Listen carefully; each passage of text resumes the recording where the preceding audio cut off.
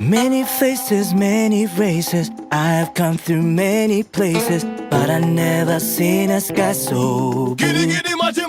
My mind and soul so free and so whole, yeah. But I never seen a sky so blue. Yo, giddy maji, yeah. And the 6 SA Groove Machine, come on, D-Rex, one. Yo, inego wato ok nege Imaka go wato ok make Dene, yojato kwa no pesa wa ebengi Intame, aneko kibithoko uko taya Maji tabo shine Pile katache, kakilo no watch mara Dierka himo 44 Tida winjo kaluora, olo mi amor Ping to the war, go chonge pinye lem Yesu, Lion of Judah Nene, maricho mase timone G Tobene wena, aher ngata wenga Kajita loke Judas ma Iscariot Many faces, many faces, yeah. I've come through many places, yeah. But I never seen a sky so giddy maji, my mind and so yeah. Free and so whole, yeah. But I never seen a sky so giddy maji.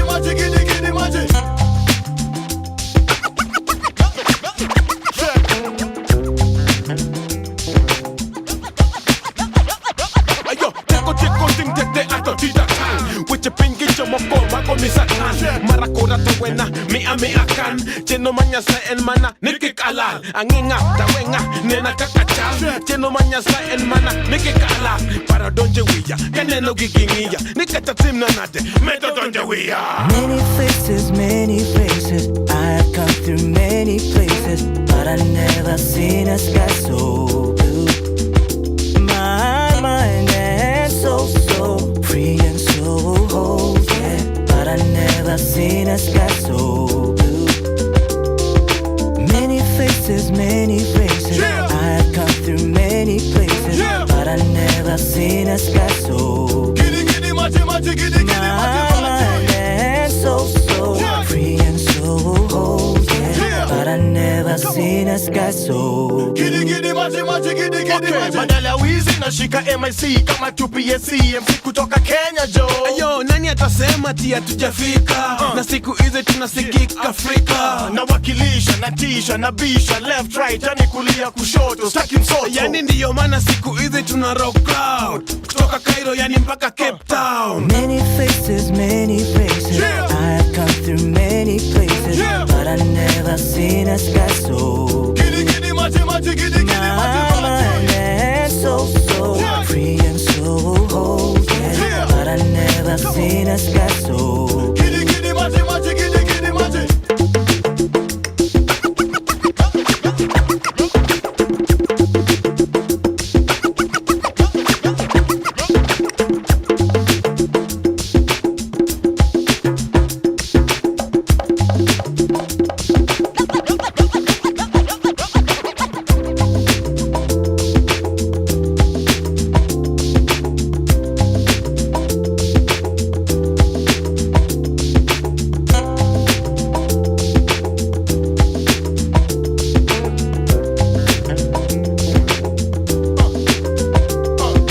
Many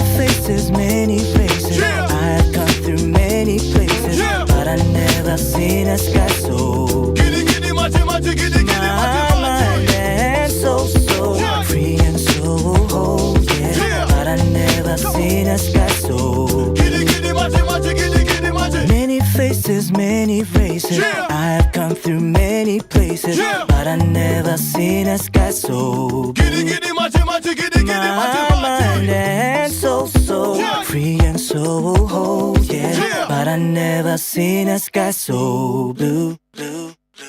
From sunrise to sunset, all day and night. Power Radio.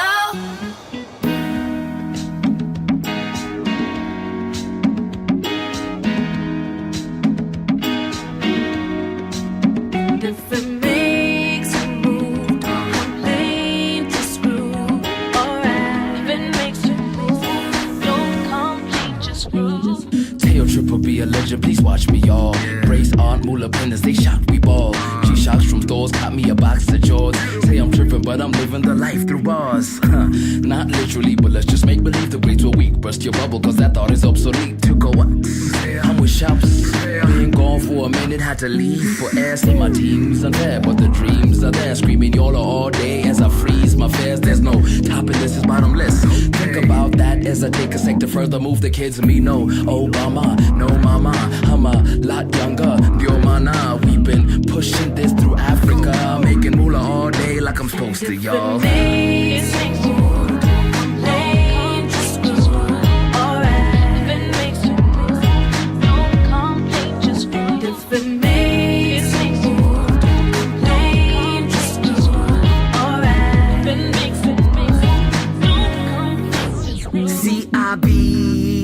Swagging on a million, usual, bet you already knew that. Rolling up a doobie, yo, 2G, where the kush at? Cause we be rolling, passing and we blowing at you, huh? Yeah, I'm tryna ball, that's Beyonce. Got J's on my feet, but I ain't on playing. And we know a couple beanies who wanna chill and kick it, I ain't talking judo, huh? In the 254, we really chillin'. Swagging on that 25 flow, we really winning. So fuck a hater, it must be human nature. Cause damn niggas, see I know, we really killing y'all.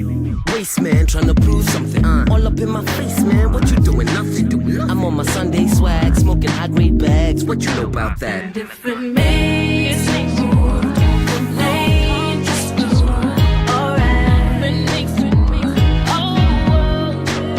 different makes things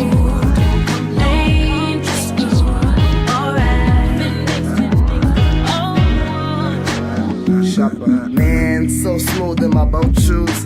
You know I like to groove to that old school back in 06. Never thought that it would come through. Dreams come true, buddy, and I got proof. I go hard, despite what the critics say. We ain't in the same spot anyway. How are legends made? Why do tigers play? Swing so hard, so I gotta hit the green. Man, my biggest hater probably loves me now. Seeing you can go big from a small town. Yeah, it's the same kid, Nairobi raised here now. It's amazing, they holding me down. I'm in my Sunday shorts, playing EA Sports as we stay on course to get awards, to get on calls. Coast to coast, you know we been that dope.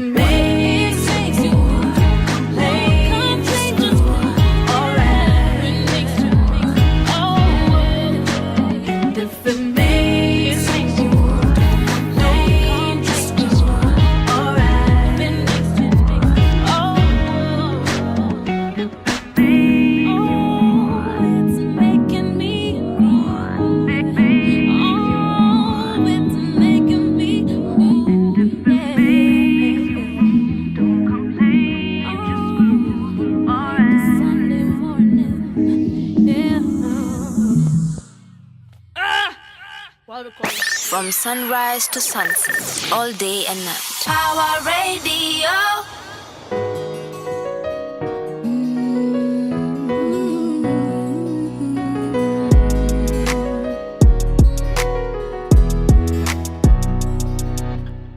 Some days you feel like the world is on fire. Some days you feel like you're swimming and flying. Some days you wake up and you don't feel like you wanna chase what you don't see. But some days you feel like you're floating up high. So how about you try this time? Lifting up your head and sing out. What more than I see, there's more inside of me. Just lift up your voice and say, nitajaribu tena kesho. Nitaamka upya na nisonge. Hata wakipenda kunivunja, mambo yakizidi unga, sitashindwa kujivuta. Kesho naamka upya. Kesho naamka upya.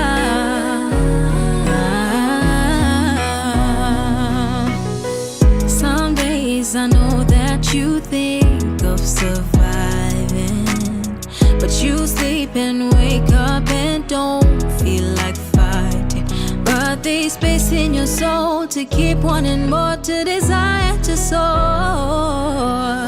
But some days you know that their words, they So how about you try this time? Lifting up your head and say, what more than I see, there's more inside of me. Just lift up your voice and say, nitajaribu tena kesho, nitaamka upya na nisonge, hata wakipenda kunivunja, mambo yakizidi unga, sitashindwa kujivuta, kesho na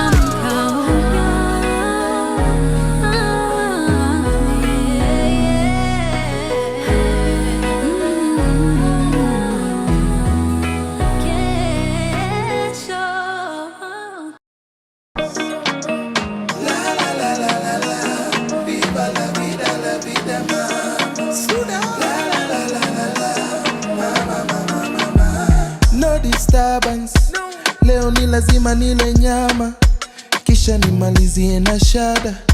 Nimeshajinyimanga sana, musef sana, for Susanna.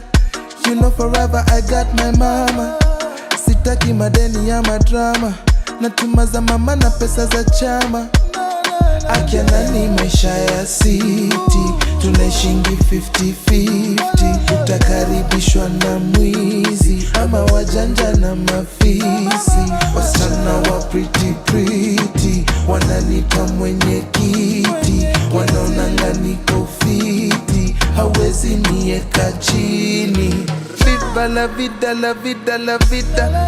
Alhamdulillah nimeiva, nimepiga luku nimeshiba, dua langu leo limefika. Amina, amina. Alhamdulillah nimeiva, nimekula fiti nimeshiba, dua langu leo limefika. Amina, amina. Amina, amina. Kamshandeka koset, nishalipa na rent, leo nimeshinda bet. Sasa wapi weekend, nikamsupa kakowet, kanataka nikapet, nikavalishe pete, kisha pewe mashete. Vaa nikwangwete, unawasha moto sasa wacha nipepete, nibebeshe, niichezeshe, maisha raha washa kitu vitu chekeshe. Akiana ni maisha ya city, tunaishingi 50-50. Takaribishwa na mwizi ama wajanja na mafisi, wakubwa wa maofisi wananita mwenye kiti, wanaonanga niko fiti, hawezi nieka chini. Viva la vida, la vida, la vida. Alhamdulillah nimeiva, nimekula fiti nimeshiba, dua langu leo limefika. Amina, amina. Alhamdulillah nimeiva, nimepiga luku nimeshiba, dua langu leo limefika. Amina, amina. Amina, amina. Amina, amina. Amina, amina. From sunrise to sunset, all day and night. Pawa Radio.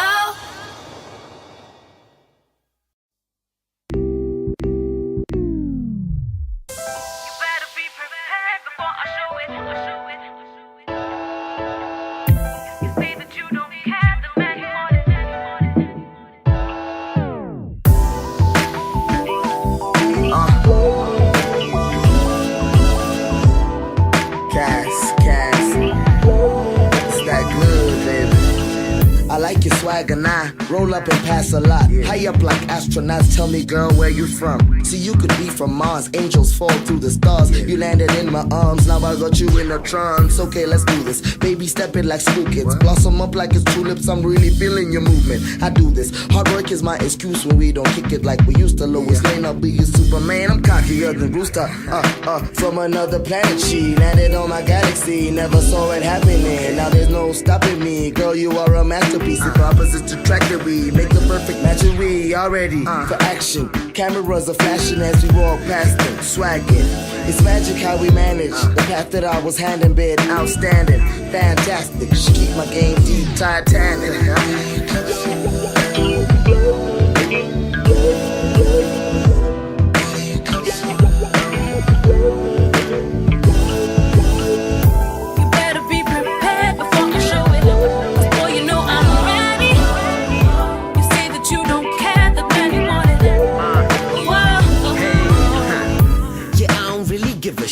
And all these lames talking ish, boy, eat a dick.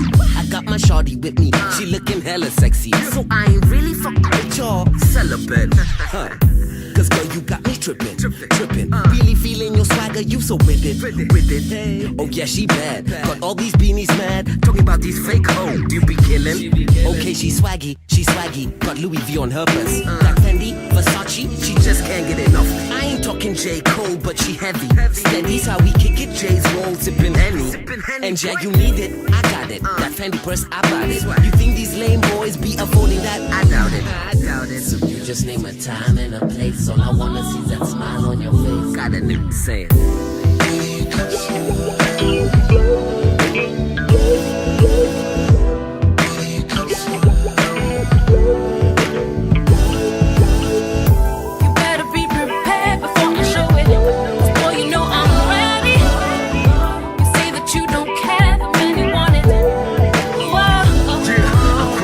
In the past, so I'm taking the chance. And if I buy this girl a glass, pretty sure that I could last an hour or two when the vibe session is smooth. And before I sip up and move, I'll get her number, my dude. Please dare me, cause Jesus know I'm ready. Swear we've been working so heavy, they'll remember us for centuries. Allow it, not really trying to boast, but in designer there's no hope. The girl you find it, here's a toast. Moving close, see I chose to be patient, so I'm waiting. Chucking up a deuce to the fools I know be faking. They say that was tripping when I told them she was different. Doesn't matter, didn't listen, they just hating. These beats keep opening up my mind, and I'm so focused on the grind, so I'm just hoping that you'll find sunshine for the 100,000th time. No, I'm so in love.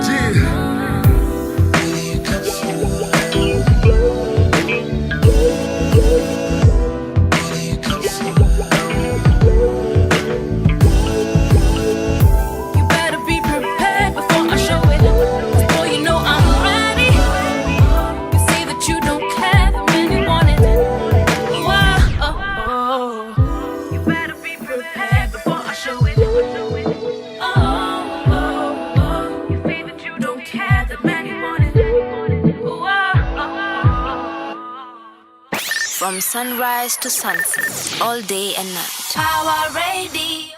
All right, welcome, ladies and gentlemen, to the Friday edition of the Power Morning Drive Show. I'm your host, Anne Wanyoike. It's really good to be here. It's good to see you.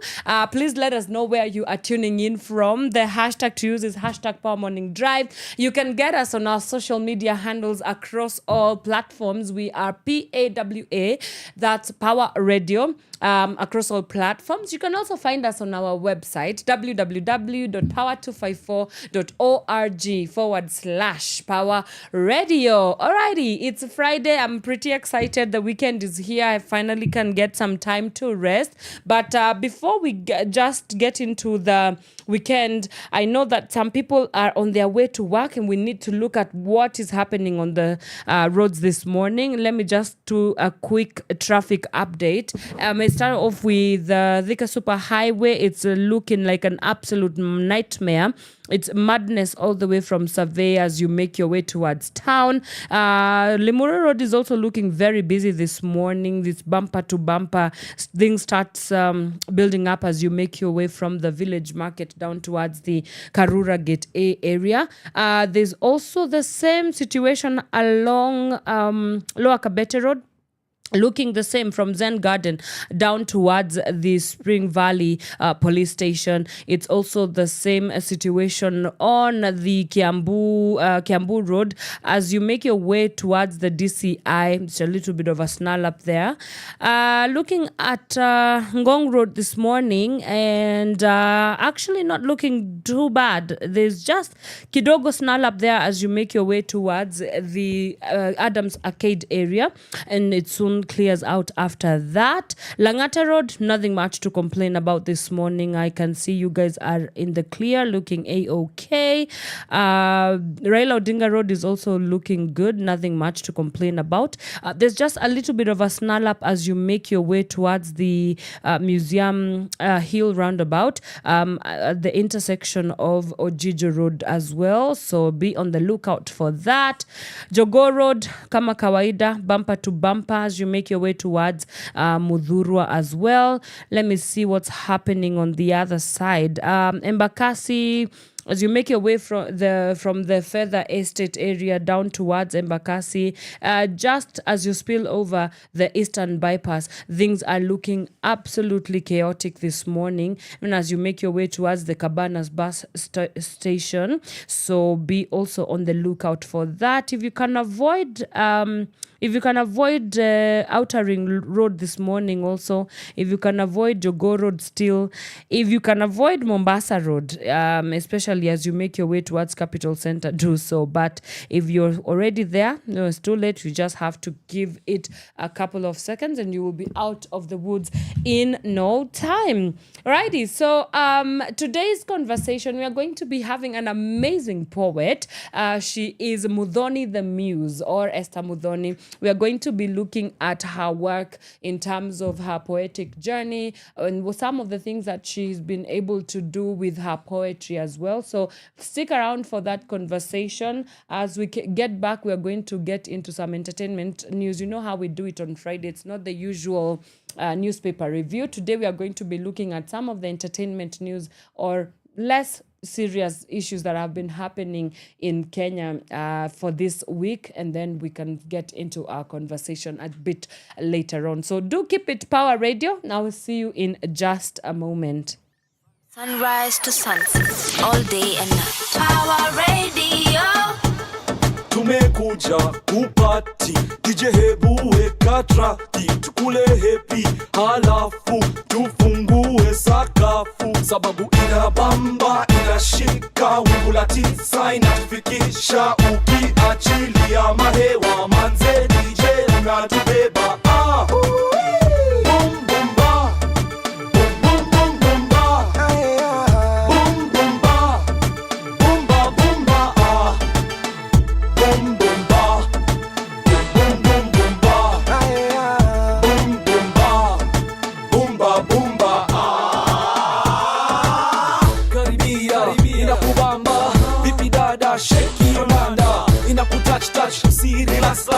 Kwenye dance floor, show us your what unanoki, hauchoki. Kwenye dance floor, hautoki. Unahisi hii muziki, unahisi nameless na mimi. It's nameless, Eliza in conjunction with Ogopa. Tumekuja kuhakikisha kwamba speakers zinasikika. Hey yo mister, are you a member? Hey yo sister, wacha kulenga. Can't you see that I'm talking to you? Sasa weka mikono juu. Boom boom ba, boom boom boom ba, boom boom ba. Ukikatika na hii ngoma, just be cool as a cucumber. Hello nameless, uko fresh lakini Twende wewe yeye wewe vice versa vile wataka. Mr. Brother, wacha kuzuba, ukisleki hautapata. Fungua macho, floni yako, cheza wimbo kama ni wako, cheza wimbo kama ni wako, sababu huu wimbo ni wako. Iza hatucheki na watu, nameless hatucheki na watu, ma MC hatucheki na watu, Ogopa hatucheki na watu. Unahisi hizi flow za Afrika, unahisi kama unakatika. Can you feel this front till the rear? Can you feel this up in here?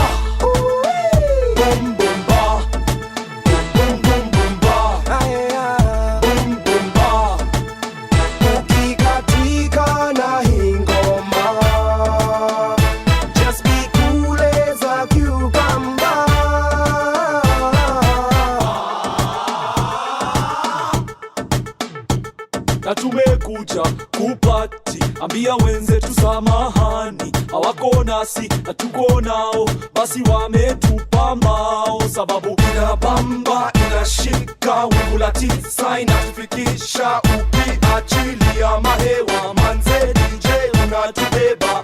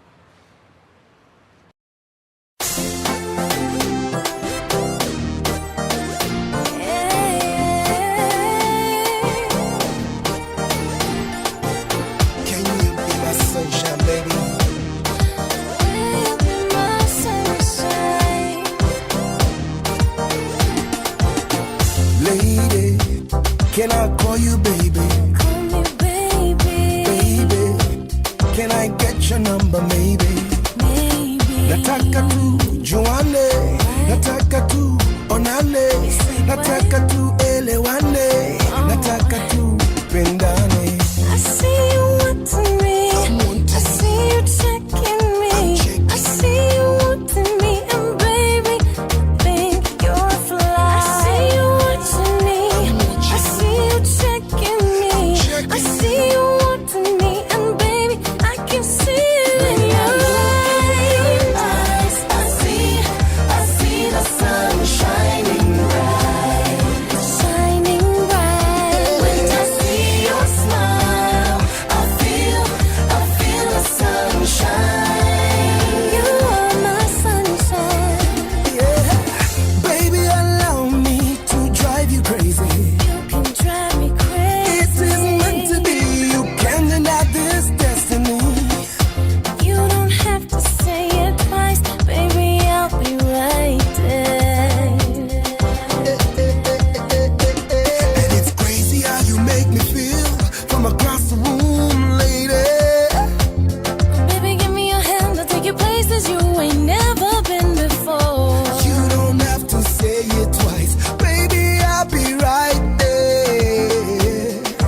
Truly, I can see it in your eyes. I see the sun shining bright, shining bright. And when I see your smile, And when I see your smile, I feel the sunshine. You are my sunshine.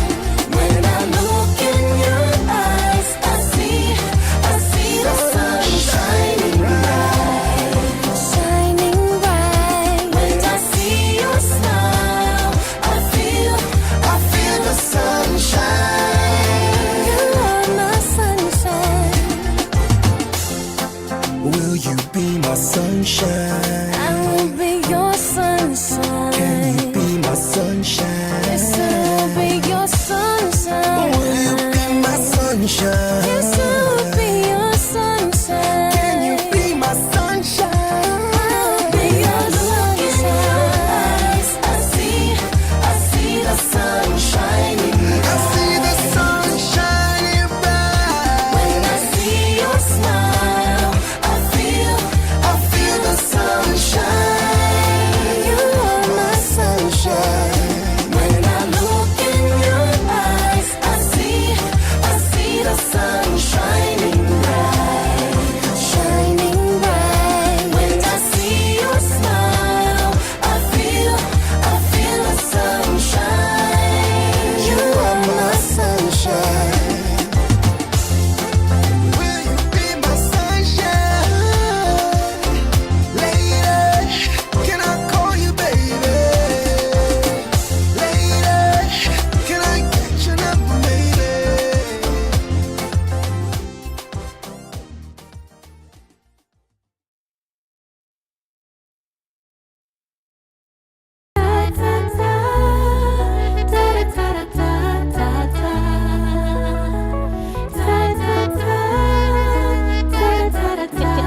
on the beat.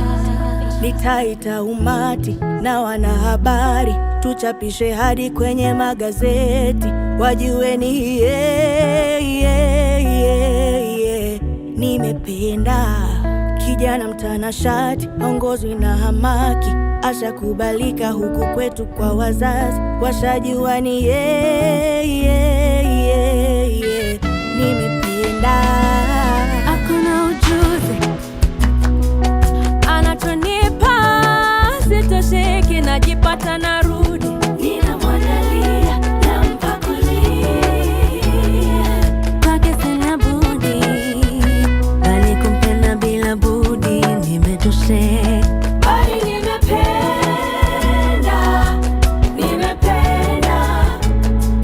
mimi nikipenda, nimependa, nampatia mapenzi ya sinema, niko na uhuru ndani ya gereza, tupendane hadi kwa jeneza. Iyo iyo iyo iyo iyo iyo iyo iyo iyo iyo iyo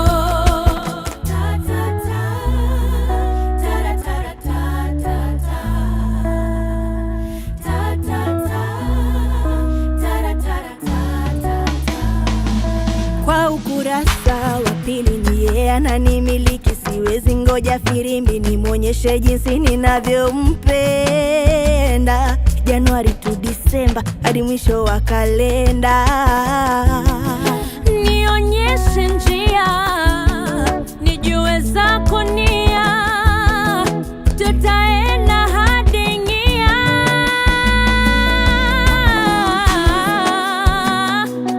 Anatonipa, sitosheki, najipata narudi, ninamwandalia nampakulia, kwake sina budi, bali kumpenda bila budi, nimetosheka. Bali nimependa,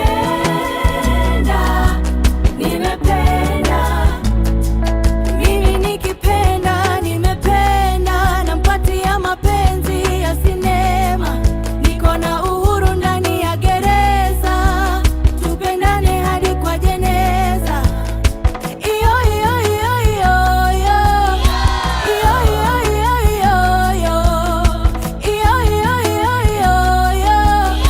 iyo iyo iyo iyo.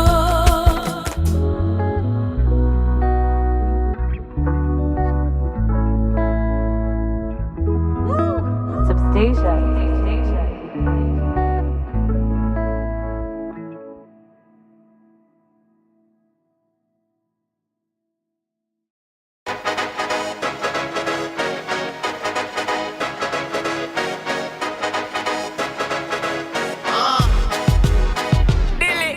Dipping in the sky, don't care what they say. Licking my tap, we drink it all day. Ride till we go crazy. Dumbala, dumbala, eh, eh, eh.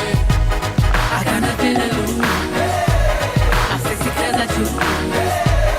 And if you feel it too, say dumbala, dumbala, eh, eh. Okay, living in the sky, mingling with the clouds. I'm so far high, I can't even see the ground. I take a look down and see these niggas frowning and wondering how I pass, and how these kids counting more money than them, getting girls than them. You can say I'm supernatural like the nigga Ben 10. You can call me a lion and the game is my den.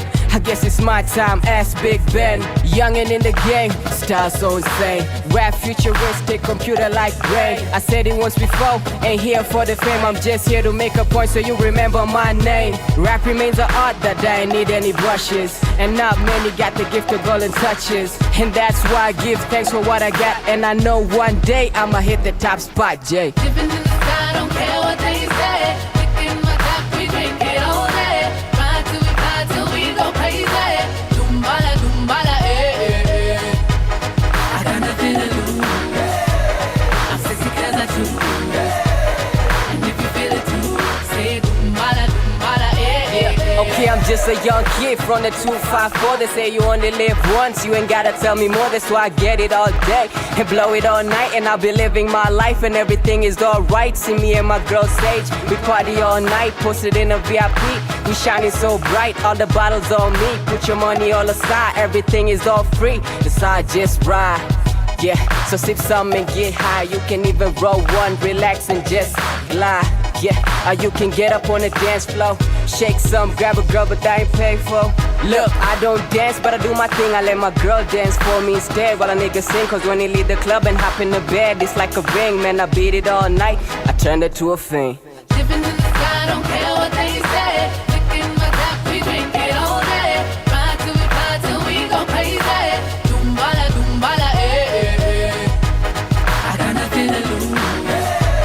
I'm sexy cause I choose. And if you feel it too, say dumbala, dumbala, I just like to be me. I like a bird, I like to be free. I don't break the rules, I make my own sea. I just wake up, do it, be me. So be yourself, to hell with all the rules. I don't follow no footsteps, I make them as I move. I said it once and I don't really like repeating. I'm the best at what I do, if you don't like it, nigga, beat it. Never been in my shoes, better tell me nothing. Life is for the living and there ain't no stopping. This is for the ones not afraid to do something. Yes, I'm winning and I did it and I found it and I got it. Living in the sky, don't care what they say. Look in my tap, we drink it all day. Ride till we fly till we go crazy. Dumbala, dumbala, I got nothing to lose. I'm sexy cause I choose. And if you feel it too, say dumbala, dumbala, Living in the sky, don't care what they say. Look in my tap, we drink it all day. Ride till we fly till we go crazy. Dumbala, dumbala, I got nothing to lose. I'm sexy cause I choose. And if you feel it too, say dumbala, dumbala, From sunrise to sunset, all day and night. All right, welcome back, ladies and gentlemen. That was Miss Sage alongside J.A. with Dumbala Dumbala. It's playing right here on Power Radio, where you tune in and power up. This is the Power Morning Drive Show. Please make your morning counts on the Power Morning Drive Show with me and Wanyoike. And again, remember, you can get in touch with us on our social media handles. We are Power Radio across all platforms. And incidentally, we are also live streaming on those as well. So please show us some love online and get with the program. You can also text in, call in, and send us a voice note on our line. Yes, our lines are open. 0748379231 is where you can get us. You can also find us on our website, www.power254.org/Power Radio. Now, I am pretty excited because my guest is already in studio, and we're just gonna have a very good time together with her. I always love being in the company of artists because they just bring a lot of color in my world. Muthoni, the muse, is in the building. Hello. I'm so happy to be here. It's so good to have you back. Now, I say back because you did a cameo during our drunken lectures. Yes, it was a beautiful experience. It was a beautiful experience. I loved being on here. I had to come back. You had to come back. We love it. We love to see it.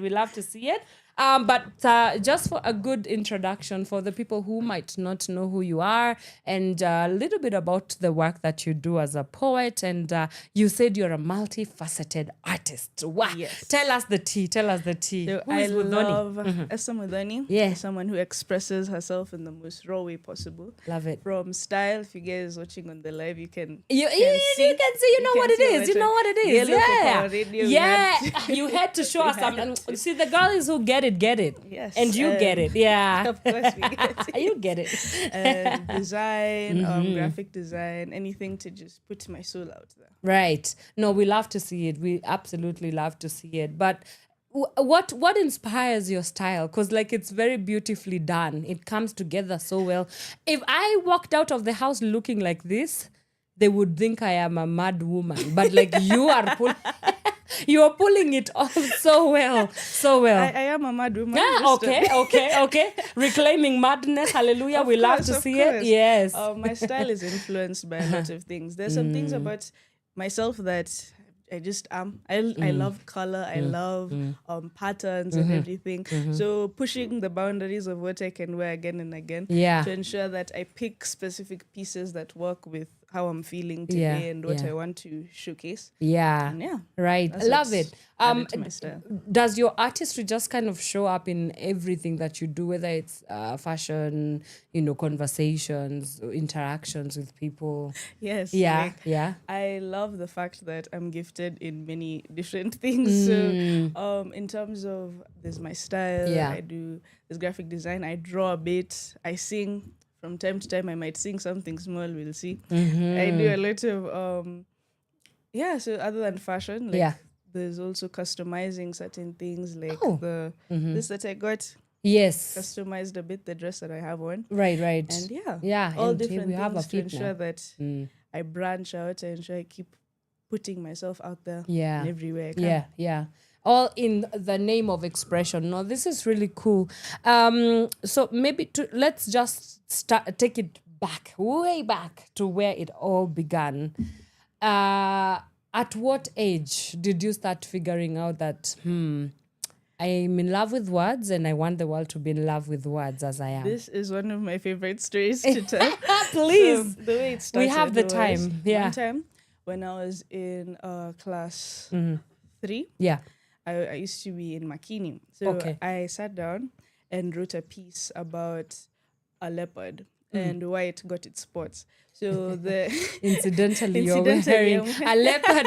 What a beautiful full circle moment. Poetic. So, very poetic. The storyline was that the leopard climbed a tree. It was about to greed and then fell down and then hit an anthill and stuff.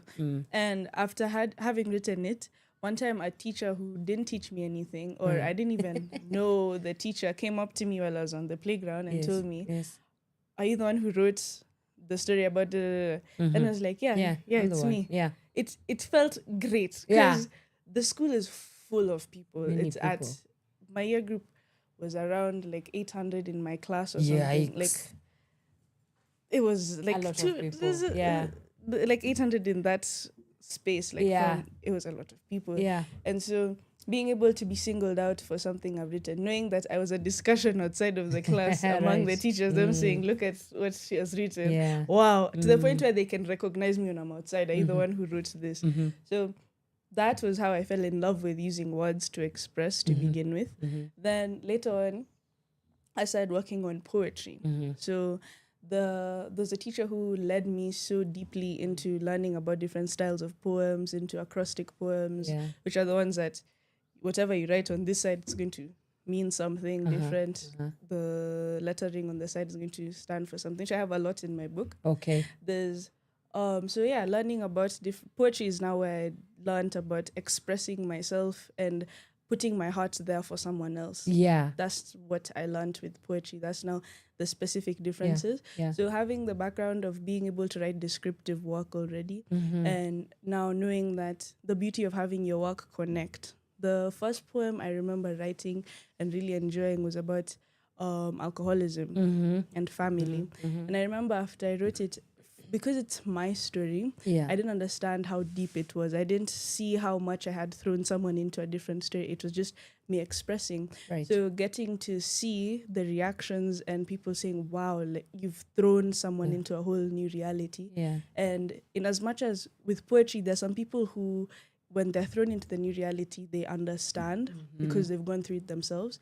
Others are able to sympathize. So being able to do that, even the people who understand get to feel seen. The ones who sympathize get to feel new situations that they've never been in before. So that's one of the things that led me really deep down into this dive. Writing. And to pay homage to your leopard, you wore a leopard print today. And so at that point you are like how old? So class 7, you're how old? Oh, now it depends. Watu wa group of schools, mimi nilienda Karomaindo, sasa sijui watu wa grades, sijui grade 1, mimi. Yeah, but perhaps 12, 11 thereabouts. Yes, around there. So at that point you didn't know necessarily that it's that poetry was sort of becoming this thing that you would get onto the trajectory of doing professionally? Or did you? I didn't know that Oh, I you was going didn't to know. do it professionally. Okay. What I did know is that I enjoyed doing it. I loved writing the poems. Yes. And more than writing them, at that time, because I didn't know about my own writing abilities, I didn't have my style put together. I loved presenting them. I've loved doing dramatic pieces. I've loved, and like, again, throwing someone into a different reality with my own expression of what's going on, with my own take on the words is it's a beautiful experience. Yeah, and it's a treat, right? So from 11 and then now, of course, you go into high school, and this is where it all, I guess, unfolds for most of us, you know.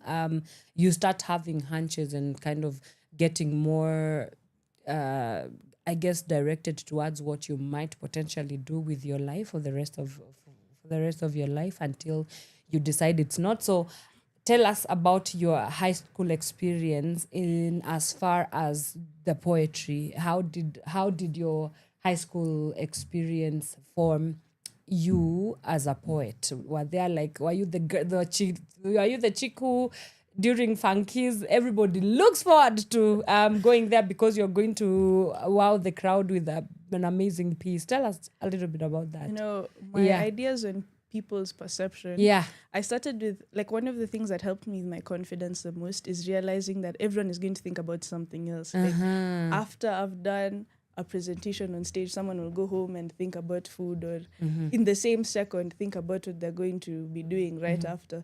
So the knowledge that it's not that deep, I'm not that important, helps me relax a bit and stop feeling as if there's so much scrutiny on my work. But getting to have the feedback that my work is doing something for people. Like, I'll do a presentation. Before I started performing my own poetry, I'd perform monologues and stuff like that. And after performing, hearing that, wow, like, you've done so, like, someone has been stunned and has been shocked by what I've done. There's a monologue I did. It's quite a popular one when it comes to drama, called something about the divorce papers. So the whole plot of it is this lady who's so frustrated that her husband wants to divorce her that she says that she ate them. She ate the divorce papers with ketchup and they tasted good. Yeah. Coincidentally, I was also wearing leopard print when I did Oh, that. that, well, we will my lucky discuss. charm. I guess. So yeah. Do you have a leopard for a pet, Muthoni? Tell us. I'll get one. I'll get, when that money comes, I'll You'll get one, yeah? sure. Okay. As long as they are caged. Nice and easy, please. We do not want you turning into some leopard's dinner. Let's not do that, please. And you know, this is it this weekend that people are going to the national parks for free. Maybe you could sneak out with one. You know, support tourism day. What do you know? Yeah. So yeah, after doing the monologue, getting the recognition of first my peers, people say, wow, like like I've not seen you perform in that way. I've not seen you present that way. It was such a beautiful thing to hear, as well as some respected poets around me being able to be like, wow, like you've done a great job. Like, there's a poet I really like called Mufasa. So he was there in the audience and he commented that I did really well. Right. And she's like, wow. Mufasa, the poet Mufasa, the one. So you see, the thing is, me, humility out of the window. I would last thing you would hear about it. On radio. I guess we have to toot our own horn aggressively. We have to toot Why our not? horn, especially as women. We have to toot our horns. Something that pushed me towards my poetry as well is the humility politics that we have to deal with as women, having to sit down and just ensure that you're not. Because I'd see it in my head a bit. Before I do something, I'll start thinking about, wait, but what if I'm making someone else uncomfortable? And there's a poem of mine called Choke, where it's like, if I'm suffocate, choke. It's okay. It's okay. Do you want to choke us with that poem right now? Sure. Let's go. Let's get choked. This camera. So this one. Yep.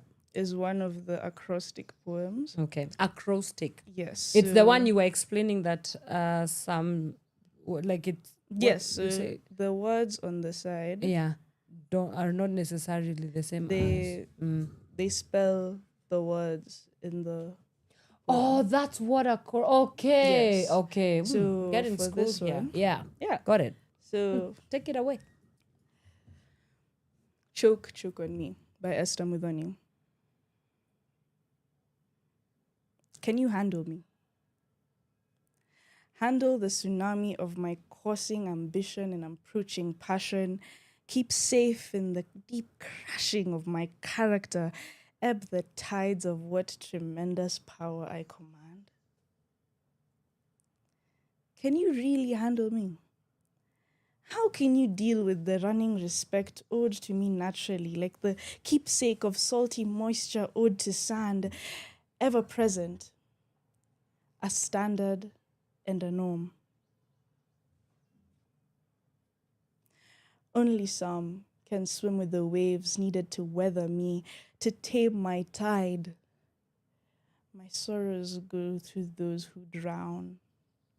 Every sardonic prayer as they choke on me. Sardonic. What is sardonic? What is sardonic and what is a sardonic prayer? Sardonic Yes. is like sarcastic. Oh, sarcastic. Got it. Yes, it's kind of saying nye, boo, boo. Aha. All right. Sardonic. Why, guys? I'm learning Kizungu. Yeah. Okay. So, Choke, where was your mental space when you were writing this joke? When I was writing it, Yeah. I was writing it about there's a way that when people feel intimidated by aspects of your character, there's ways that they can go about it. There's some who decide to become closer to you and take their time to be in proximity to you because, I don't know, they think the greatness will rub off. Greatness by association. Exactly. Or they'll dislike you for reasons even they don't know. Yeah. Because people like to feel good. So they'll come up with ideas in their head about, I don't like her because she's like this, like this, like this, like this. Yeah. When in reality, they are intimidated about Just by your greatness. Is it something that you have personally, what is it called? I guess struggled or experienced before with, like maybe because of your great, because of your greatness, people start kind of picking on you and I'm very loud, very loud. Yeah. So even before I started expressing myself very clearly with words, I do debate, I do drama, I just be out there. Yeah. And so in that vein, there's some people who they don't like that sort of loudness. Like one time in school, there's a group chat. And as I was in the group chat, they were like, bullying me and stuff. And then the girl who's annoyed with me made another group chat with everybody except me. And then titled it, "We All Hate Esther." Oh my goodness. It's so iconic. That is so, it's so iconic. That It's like for sure. You sat down, Can't you guys, hate on as a group, as to a chum. discuss. The thing you wanted to talk about is me. Hey, fans come in all shapes I'm and telling sizes, you. guys. I don't know. I heard this that haters are confused fans. So Kamati ya Roho Chafu, tell me you exited the chat.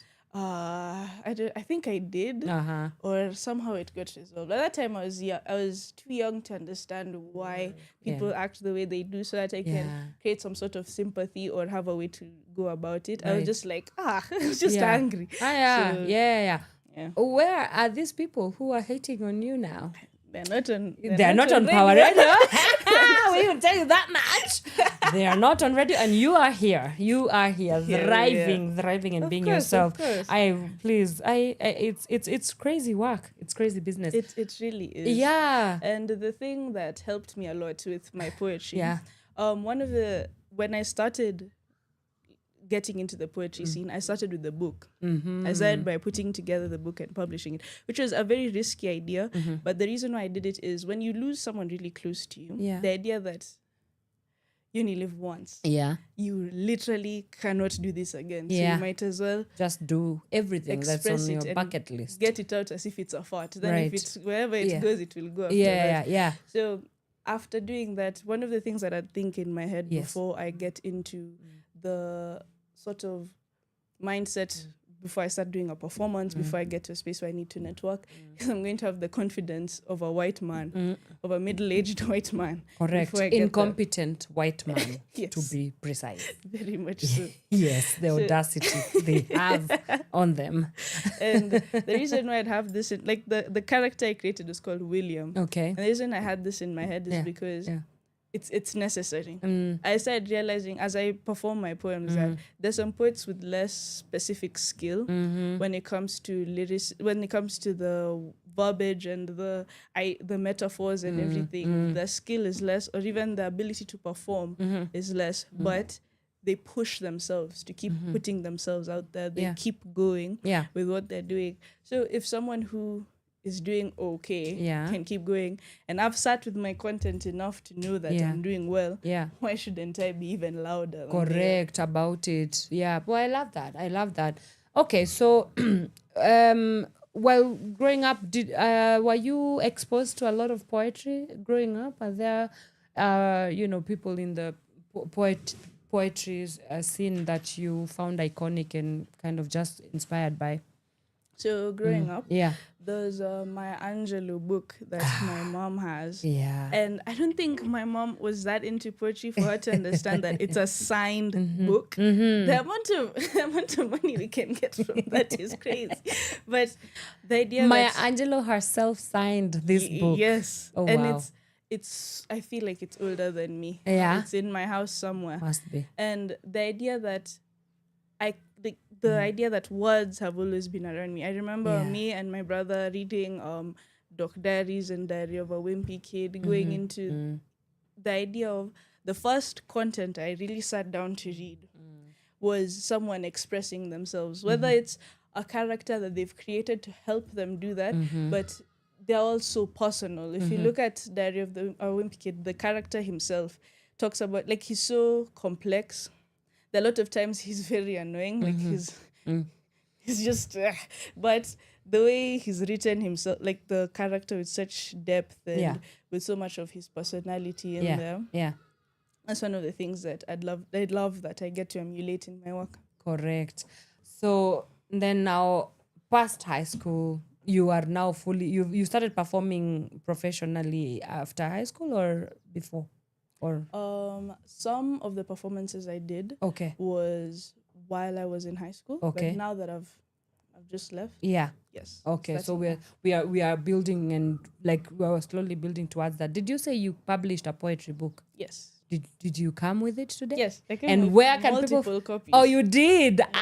Is it why is it stocked? How can people find it? So people can find it. Oh, this is beautifully done. Yes, I designed the cover. I modeled for it. She designed the cover, guys. Yes. She wrote everything inside there, and she also is the model. Yes, this is correct. Confessions of a Teenage Girl. Yes. What is it about? I know it's very telling, but like, give us context. Let me read the blurb for you guys. Sure. Ever wondered how it feels to touch a heart? To feel the wet pulsing of another's life in your hands? To hear the echoes and whispers of beating right in your palms. Confessions of a Teenage Girl is the heart and life force of Esther Muthoni carefully bestowed unto you. Take good care of it, will you? As you immerse yourself in poetry that transcends the ages and summons the deepest form of love from the cavern of the coldest hearts. Good luck, my darling, and enjoy. Wow. How much is this going for? So it's going for $12.50.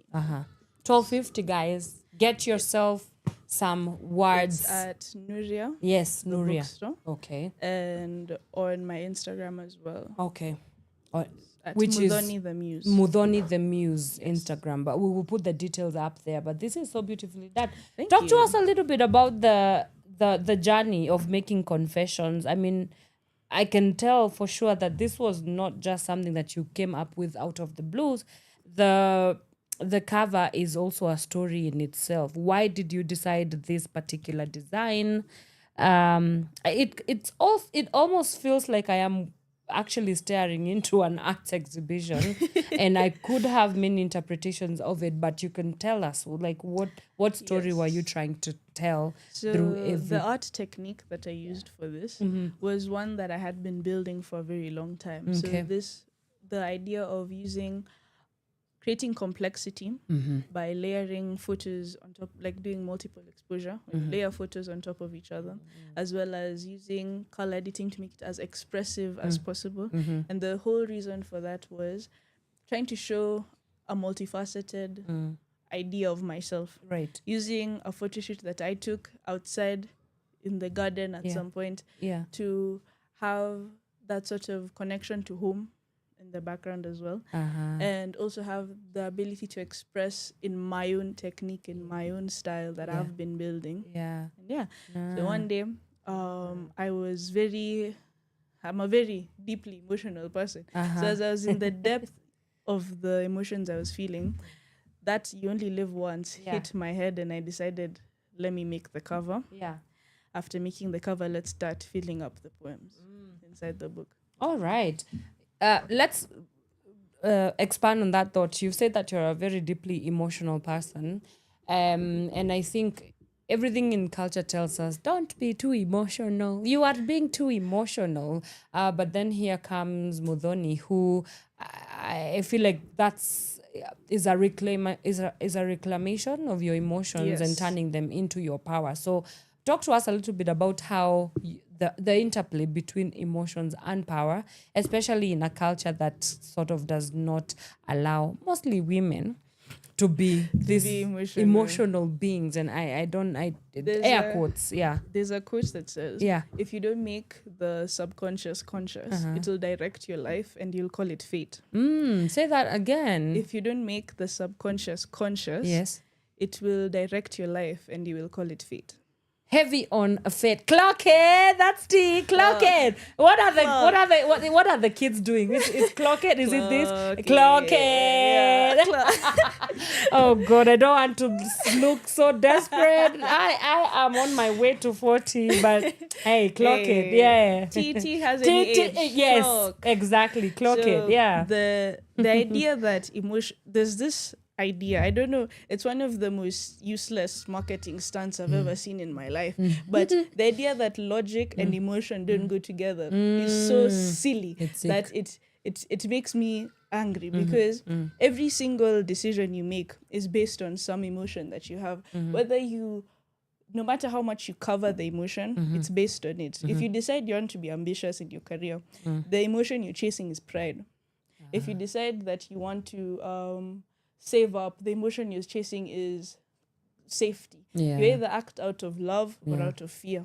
And so hiding your feelings and suppressing them makes them, there's men who talk about how they've not cried in I don't know how long, but they punch walls and so on and so forth. Correct. The not allowing yourself to feel is not allowing yourself to control the only thing you can ever control in this life, which is yourself. Yeah, correct. So suppressing those feelings lessens your power, because you're not able to sit down and understand why you feel the way that you do, and you're not able to push yourself with that in mind, because every emotion has a purpose. When it comes to even the ones that we really, really don't like jealousy. Jealousy helps you understand what you want. It's a tell. If you see that you're jealous of this person because the outfit looks cool, then go get the outfit. Yes. Then you're able to sit in the discomfort and understand that if that happens, you can go out to get what you want. Anger shows you that something about how you want to be treated is not working out. There's a nobility that you have in taking care of yourself that's not being fulfilled. You're not able to take care of yourself the way you want. So that's another call to action. That's another thing that you can sit down, sit with and understand. So the mentality that the misogynistic idea that feeling your emotions is illogical is completely out of it. It's completely wrong. And it keeps people in this loop where they act in ways that they don't want to be acting in and come up with so many different ideas to rationalize why they do what they do and calling it fate. Saying things like, oh, that's just how I am. I'm just that kind of person. Why? And Good how do question, you sit yeah. with yourself if you don't like the person you are? Correct. Hey, somebody in the studio is going heavy on the nod. I'm like, hey, wewe, sijui tumpe mic pia yeye achangie hii mjadala. But back to the poetry. Now let's get to understand you as a poet and as a creator. As a person who lives in the company of words, because I think that's what it is. You spend a lot of your time thinking, spend a lot of your time listening, spend a lot of your time just thinking about different themes to write about. What has that translated into in terms of management of your mental health? Because I know sometimes it can feel like the mind is a storm. Yes. And like it's heavy, and sometimes you have to express whatever it is that you are feeling. But talk to us a little bit about how you go about. I've heard my mom told me as well about how intelligent people are going to be very sad. Very sad people, because you're not able to sit down and accept things that don't make sense to you. Yeah. If you understand injustices and stuff like that, you're more likely to be very frustrated by them and more likely to pinpoint that that's normal. These things we've been doing as a family, for example, the way we treat feelings as a family. Because shockingly, in my home, before I started like being very loud about it, and somehow we started disrupting that norm. Yeah. But the feeling of suppressing your feelings Right. has been usual, Yeah. has been there all the time. It's something that's very common, it's something that's everywhere. From our side to the extended family, having issues with each other that you don't sit down and actually talk about. You just smile and brush off and say, they're just like that. Yeah. And a discussion can help. So being able to write down how I'm feeling has helped a lot, because I'm able to meet people who feel something similar and who feel themselves being spoken to by what I write down. There's a piece I did the other day about situationships, and I wrote it because first I wrote it when I was angry. Okay. I wrote it right after I had seen this guy, and I sat down and I wrote it down. Wait, who is this guy? Do you have some history with this guy? Yes. Okay. He's a very big waste of my time. Oh. But I'm happy that he did that, because now here we are. Here we are. Talking about him on radio. Correct. Now If everybody you see knows. this, you know it. He will know, right? So you are writing about situationships. Yes, Yeah. so I sat down to write down about situationships. The reference was my experience, as well as how some guy treated my friend. Yeah. So after I'd written it down, as I was writing it as a diary entry, I sat down and I was like, wait, no, this needs to be shared. I need to tell other people about this. Yeah. So after I wrote it down and made it so that it's more article style, more conversational and everything, and I posted it, and so many people said, whoa, like, I felt this. I felt this exact same thing. Wow. And first it's sad, like, oh, Ishi, that's tough for you. I'm sorry you had to go through that. Yeah. But it's also great because it means that someone has felt expressed in my words. Someone has felt like they've been heard in what I'm saying. Yeah. And so it was when I did a poetry performance the other day at Thulani Ko, which was a showcase put together by a friend of mine who does beautiful music. So as I was doing the showcase, one of the guys was in the audience as I was reading out the article. Yes. And I was this close to pointing and saying, it's you. It's you. It's you. But you don't have to give them egos. No, like that. no, You don't have to do that. No, you don't. You don't. So, Yeah. Being able to show how I'm feeling in a very open way. First, vulnerability is a strength in that. Yeah. As you're being vulnerable, you're more likely to gain that sort of comfort that you need. Like, there's a Bible verse that says, happy are those who mourn, for they'll be comforted. This is something that I had never read about it in that way. I had never thought about it in that way. Yeah. But I was sat down, and my brother was describing to me that it's those who mourn, not just those who are going through sad things. The ones who've sat down to allow themselves to feel the pain of what they're going through. Yeah. then they'll be comforted. Then they will be comforted, yeah. In as much as my mind doesn't shut up and I think all the time. All the time? About everything. And all the time?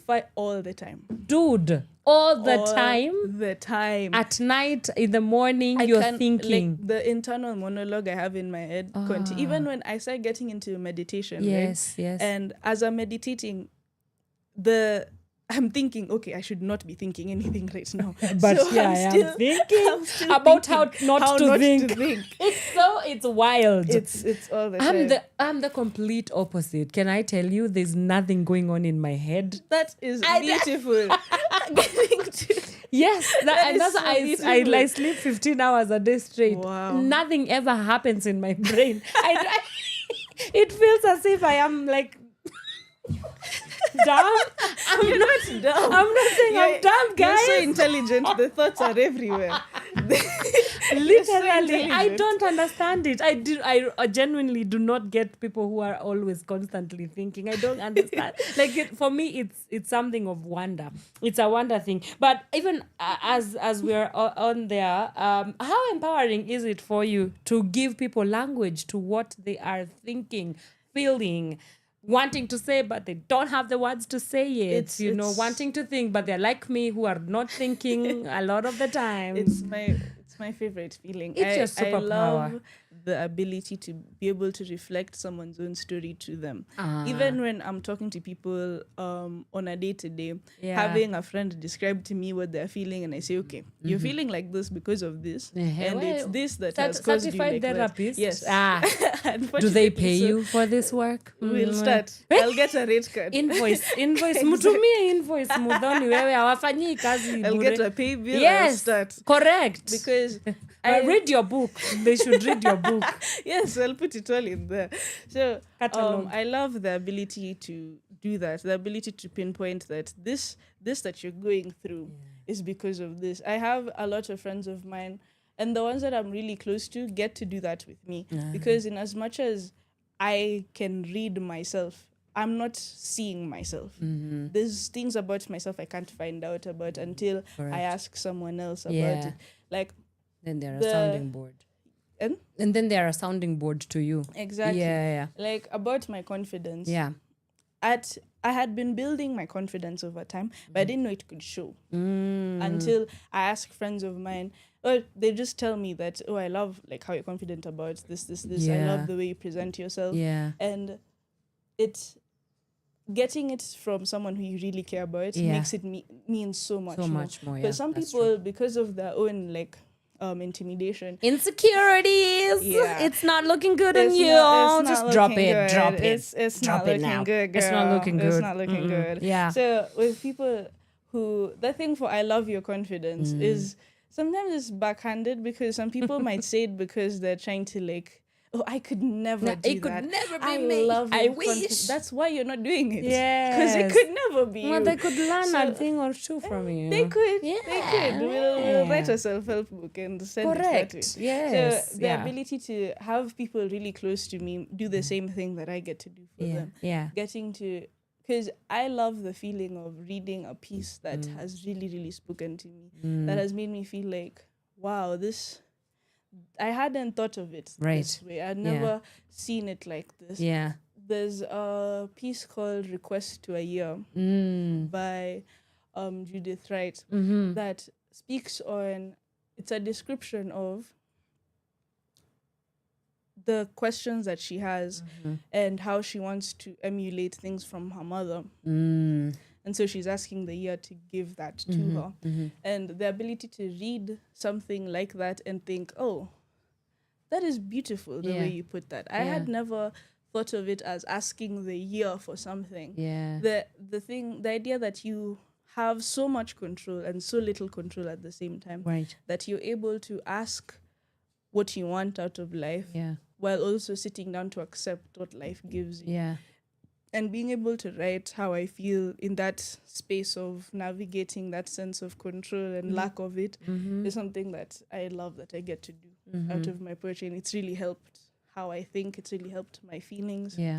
Yeah. Okay, cool.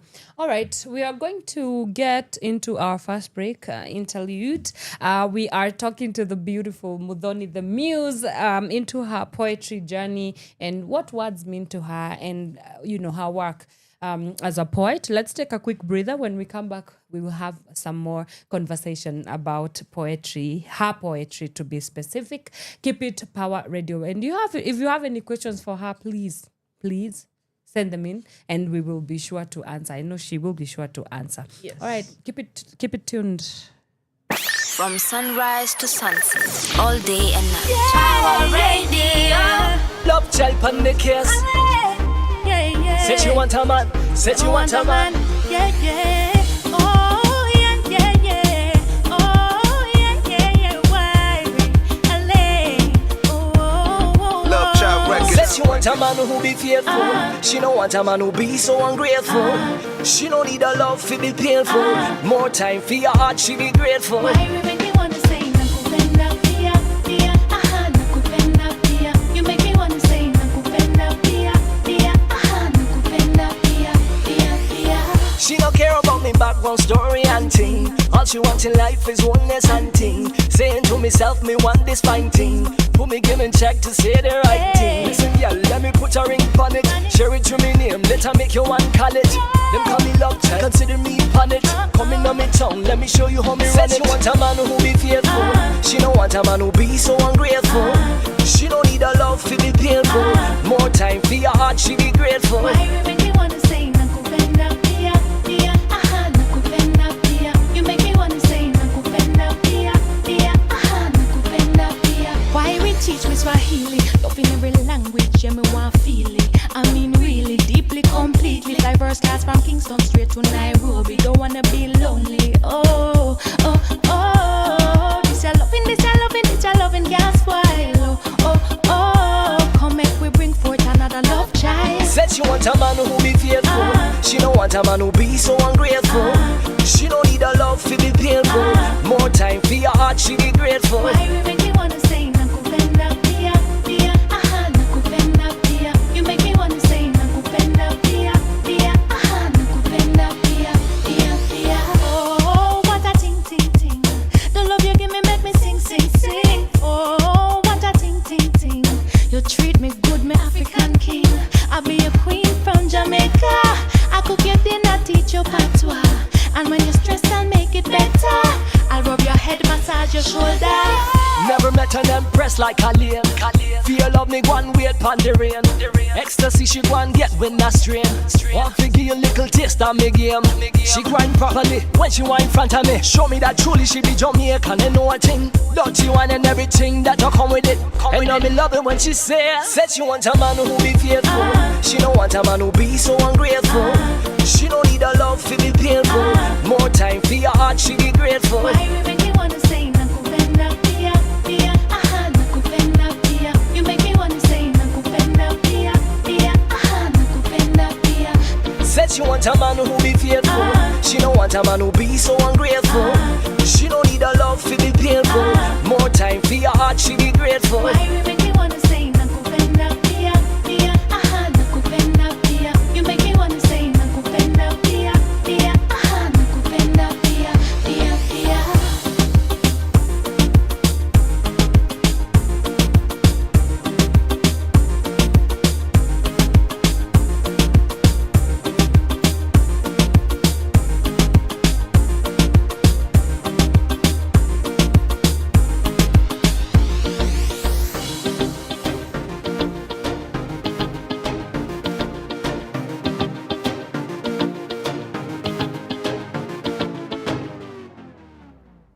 From sunrise to sunset, all day and night. Pawa Radio. Kila uliambiwa ni kweli, mi ushindanga sherehe on a daily. Ndio maana introvert hawanipendi, kujibonga ndio inaleta super wengi. Wananiita papito, mastingo ni zake mandingo. Not Nikitoka klabu wa mwisho kwa mfuko ni zero lawama ya kesho.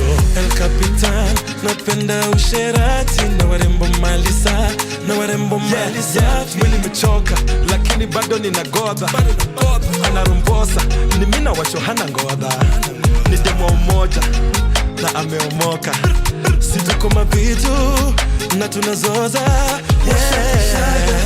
Kawa kwa navas, twanga kijaba, usijelala. Kuna walevi wamekuja wamenyanya, akina dada wanataka biringanya.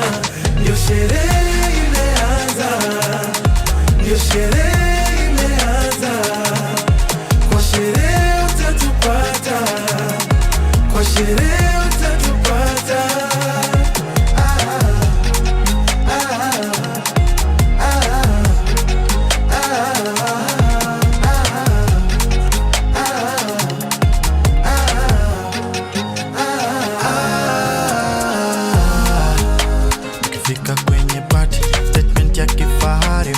She's a bei ghali, Diona Mavasachi, chini piga dali. Na pamba safiris na shingo ziwe icy, Sub-Zero fatality. Ndoku malo ndoku donjo kwenye shere, style deadly, kila mtu na mbebe. DJ ongeza tena speakers iheme, watu wacheze kuna rambo na ndiamo. Washika wako kila mtu obrigado, kumatumbo chopoko wa miela nyere. Kineno kairodo manokoro hiriembo jochende. Cordon, cordon. Washakishaga kawa kwa navas, twanga kijaba, usijelala. Kuna walevi wamekuja wamenyanya, akina dada wanataka biringanya. Ndio sherehe imeanza, ndio sherehe imeanza. Kwa sherehe utatupata, kwa sherehe utatupata.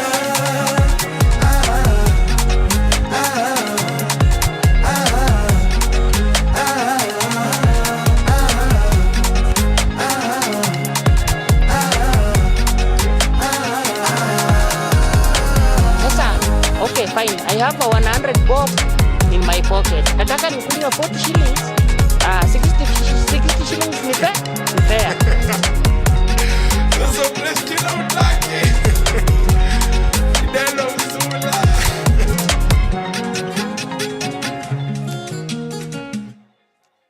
From sunrise to sunset, all day and night. Power Radio. Love is Nourishment by Esther Muthoni. Love feeds the soul, offering a plethora of different types of fulfillment, new tastes and flavors. Like a foreigner to the palate, is each loved stranger, and each nobody given worth in the eyes of a lover, in the eyes of one who dares to sample the spicy savor of love. To love is to live.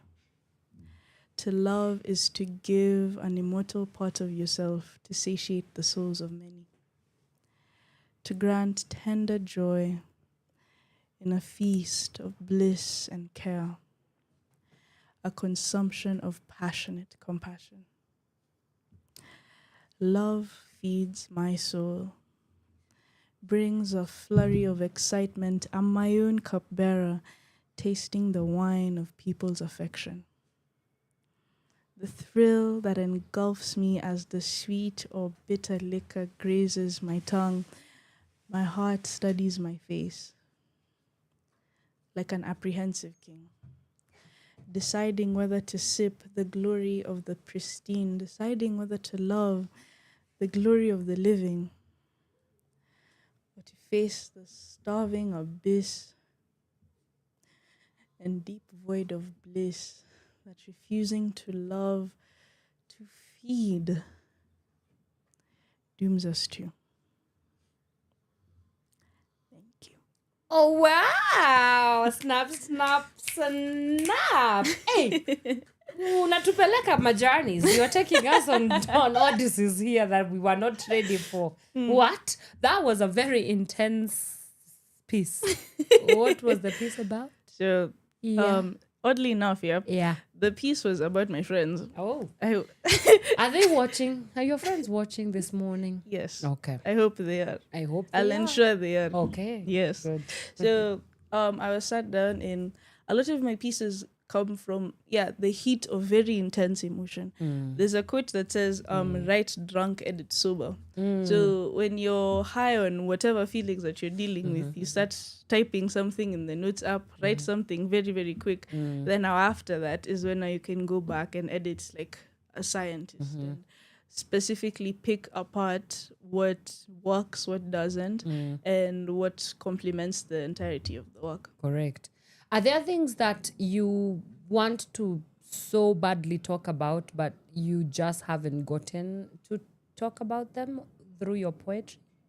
Something I'd really want to talk about, but I haven't gotten to talk about through my poetry. A lot of it is political. Okay. When I think about the different things that are happening, specifically how being online means that there's some apathy that you have to have by force, because whether you want to have it or not, you'll be scrolling through your phone and whatever reels or whatever you're using, and you'll see a video of someone like begging for you to repost something for their lives. You'll see another video of something else that's happened and usikimie, I don't know what, all these different things that show that we're in a bad place, guys. No, I was looking forward to the rapture happening the other day. I know. We would have been so far. It would be so nice. It would be so, because this ghetto. It's the bundus. It's not doing what ratata. It is. It's not where it should be. Seriously. I'm kind of disappointed that we stayed. I know. It would have been so cool. I know. But unfortunately, the people who are talking the most about the rapture are people who will it come for you, surely? Are you sure? You guys are going by road. Exactly. To are you sure we're going in the same trajectory, the same direction? We'll have to get there to find out. But okay, so you want to venture into more political poetry and stuff? I think I'd like to. Yeah. But I don't know how to do that and keep sane. And keep sane. Yeah. In as much as the political poetry that I've written right now, one of the ones I read during the cameo at Drunken Lectures, there's so much to write about. Yeah. That one I wrote because I sat down deep in the feeling of what had taken place. It's my country. I sat down talking about what had happened to our people, 31 plus protesters reported, and those are the ones that we know about. It's devastating. It's devastating. So that's why I'm like being emotional is a strength. Yeah, because if I was able to sit down and write for everybody, I would. Yeah, it's that after I've written, I'm supposed to get up and go do something and go whatever other normal thing I'm supposed to do, go talk to clean people. Utensils, yes, I guess. go Is out that at normal? night. Yes, other things I'm supposed to do that need me to keep together so I can help in the way I can. Yeah. But I think this is why I love the fact that creatives, I'm not the only one. Yeah.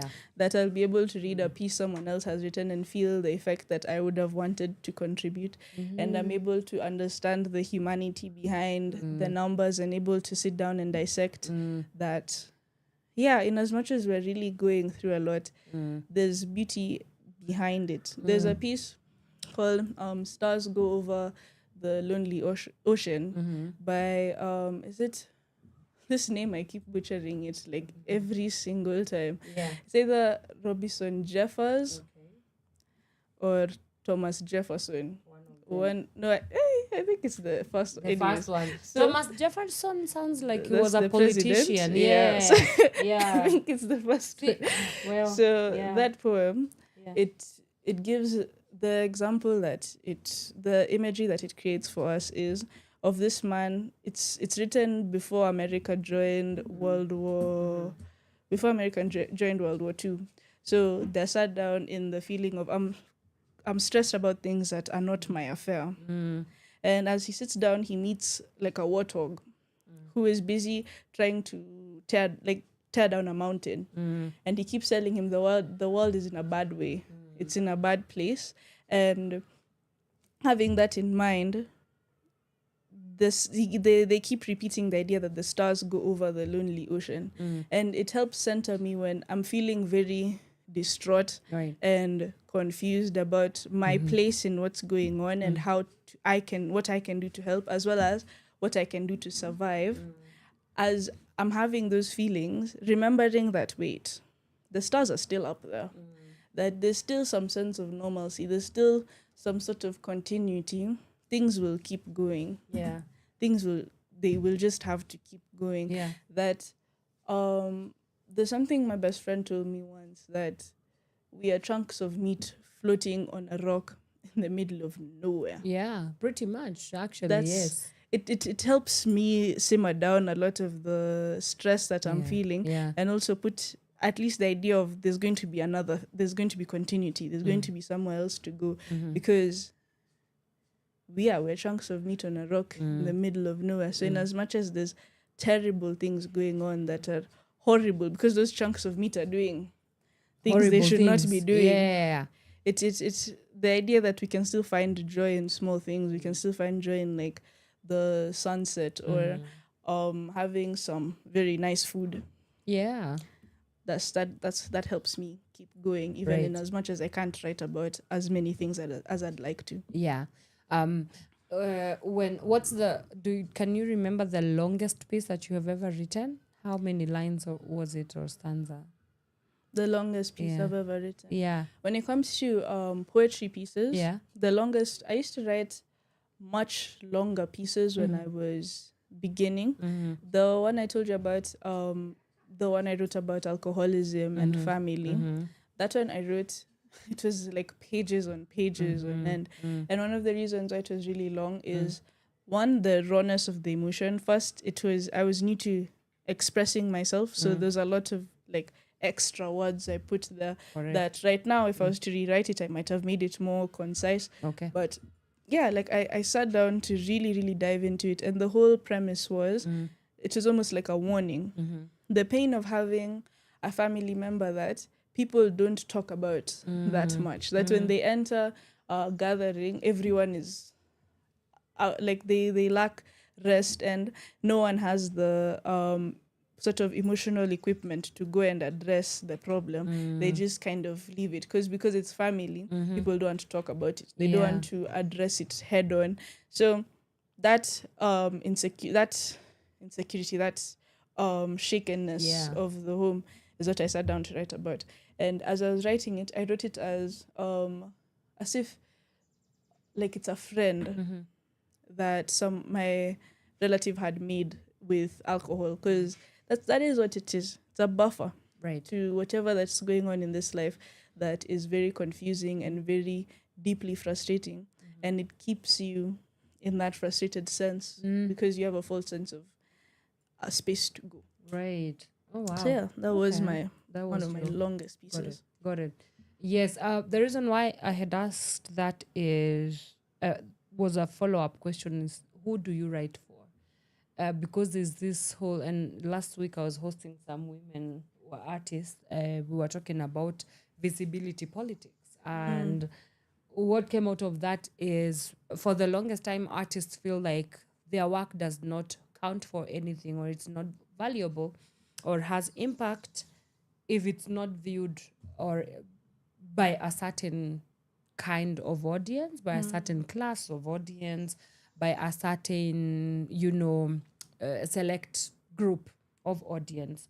So yeah, like for me, it would be interesting to hear, who do you write for, and are you constantly thinking in the back of your mind that are you playing into the visibility card and who the listenership to whom it might concern? Is this something that you've struggled with, feeling like, well, now that nobody knows about this piece, or nobody knows about Confessions, then my work doesn't matter? Yeah, talk to us a little bit about that. I'm quite lucky that when I started writing, I started writing personally. That I didn't begin or it's after a while, after I had sat down with my own pieces for a long time, that I started writing to share them. Yeah. So I'm my first audience to begin with. Okay. I love the idea that, like the piece I wrote, the one about situationships, I wrote it down and I was so happy. Like I was laughing so much as I wrote it. I think the idea for writing it dawned on me, and it was so like the starting line for that one, I laughed about it so much. I wrote what was it? Feigned romance is like a single-use tampon meant to be deep but leaves you bloody and too absorbed.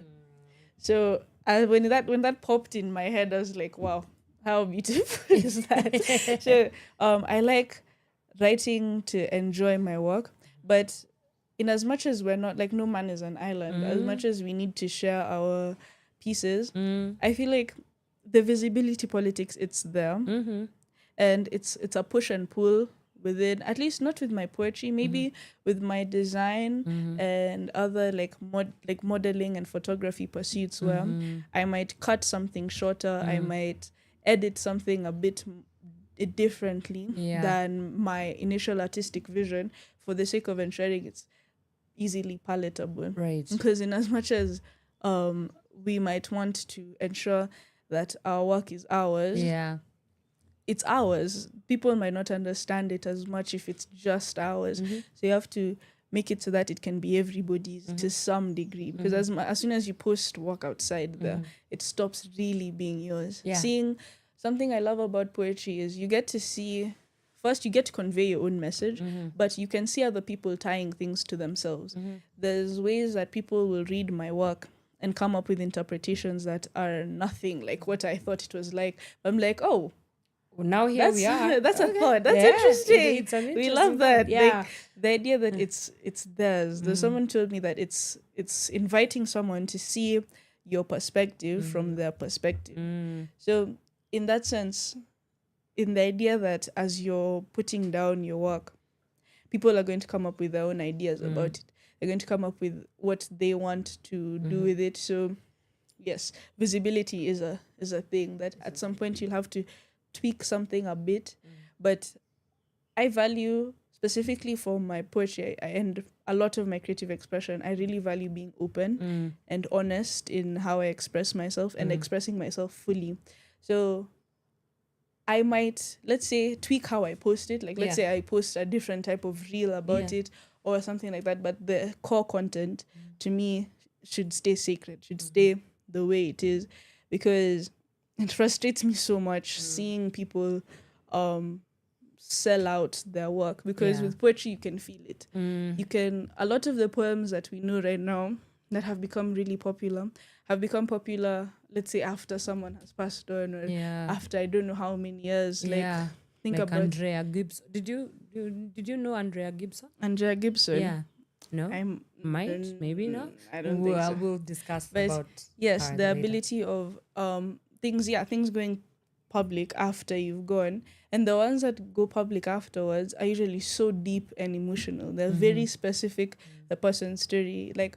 There's a playwright, Tennessee Williams, who has a book called Cat on a Hot Tin Roof, that the whole point is about dealing with addiction and, again, like alcoholism. There's Williams has another book called Eugene O'Neill. He told them specifically, publish this one, I'm not here anymore, because it's about his family. And very specific about like morphine addiction with his mother. So the idea that he kept that rawness. People want honesty. People want to see the depths of someone's heart. But a lot of the times that's not what's pushed out. The thing of how with the algorithm, you have like 3 seconds to grab someone's attention.